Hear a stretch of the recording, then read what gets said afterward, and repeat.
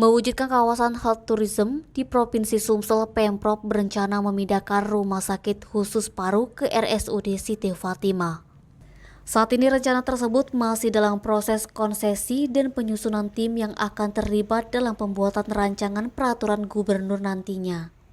Kabag Humas RSUD Siti Fatimah Yulis Mayati usai rapat mengenai pemindahan rumah sakit paru ke RSUD Siti Fatimah Azhara Senin 18 Juli mengatakan, belum diketahui kapan akan terrealisasi karena pemindahan masih harus menyurati DPRD Sumsel dan Kementerian Dalam Negeri RI.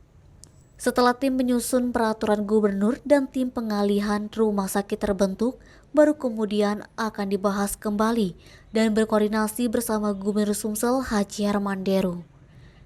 Edi Handoko, Sumeko TV melaporkan.